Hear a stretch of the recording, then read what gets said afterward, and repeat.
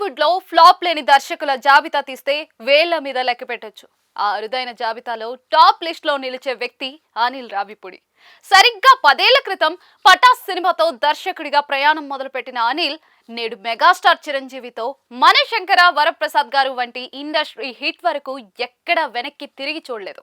10 ఏళ్ల కాలంలో 9 సినిమాలు తీసి 9ంటిని బాక్స్ ఆఫీస్ వద్ద విజేతలుగా నిలబెట్టడం ఒక రికార్డ్ అనే చెప్పుకోవాలి. కామెడీని, మాస్ ఎలిమెంట్స్ ను సమానంగా ప్రెజెంట్ చేయడంతో ఆయనకు ఆయనే సాటి.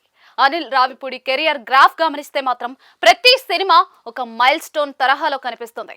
నందమూరి బాలకృష్ణతో చేసిన భగవంత్ కేసరి కేవలం కమర్షియల్ హిట్ మాత్రమే కాదు, జాతీయ అవార్డును సైతం గెలుచుకుంది. ఇక వెంకటేష్ తో చేసిన సంక్రాంతికి వస్తున్నాం ఏకంగా 300 కోట్ల క్లబ్ లో చేరి ఇండస్ట్రీని ఆశ్చర్యపరిచింది.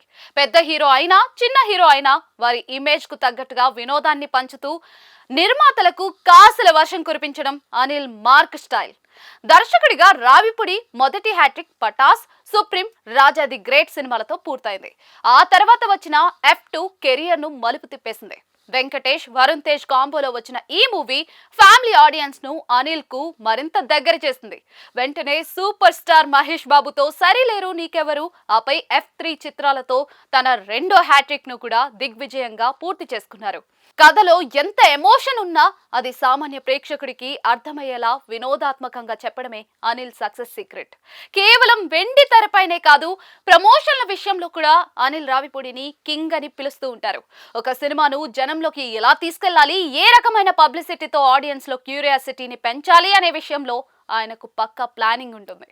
లేటెస్ట్ గా మెగాస్టార్ చిరంజీవితో చేసిన సినిమా ఇద్దరి కెరియర్ లోనే బిగ్గెస్ట్ గ్రాసర్ గా నిలవడంతో ఇప్పుడు అనిల్ రావిపూడి పేరు దేశ వ్యాప్తంగా మారుమోగిపోతోంది. ఆయనతో పనిచేయడానికి ఇప్పుడు ప్రతి అగ్ర హీరో ఆసక్తి చూపిస్తూ ఉన్నారు. సాధారణంగా దర్శకులు సక్సెస్ ట్రాక్ లో ఉన్నప్పుడు ప్రయోగాలు చేసి ఒక్కోసారి దెబ్బతింటూ ఉంటారు. కానీ అనిల్ రావిపూడి మాత్రం ఆడియన్స్ పల్స్ పట్టుకోవడంలో ఫెయిల్ అవ్వలేదు. ప్రతి స్టార్ హీరోతోనూ ఆ హీరో కెరియర్ లోనే గుర్తుండిపోయే హిట్ ఇవ్వడం ఆయన ప్రత్యేకత. 10 ఏళ్లలో 9 సినిమాలు తీయడం ఒక ఎత్తైతే, ఆ 9టిని బ్లాక్ బస్టర్లుగా నిలబెట్టడం మరొక ఎత్తు. ఏ పాయింట్ తీసుకున్నా దానికి కమర్షియల్ హంగులు అద్ది సక్సెస్ చేయడం ఆయనకే చెల్లింది. ఇప్పుడు అందరి దృష్టి అనిల్ రావిపూడి 10వ సినిమా పైనే ఉంది. ఈ దర్శకుడు తన 10వ కథ కోసం ఏ హీరోని సెలెక్ట్ చేసుకుంటాడు, ఏ జానర్ లో సినిమా తీయబోతున్నారు అనేదే ఫిల్మ్ నగర్ సర్కిల్స్ లో హాట్ టాపిక్ గా మారింది. టాప్ స్టార్ల డేట్స్ కోసం అనిల్ రావిపూడి ఇప్పటికే చర్చలు జరుపుతున్నట్లుగా సమాచారం.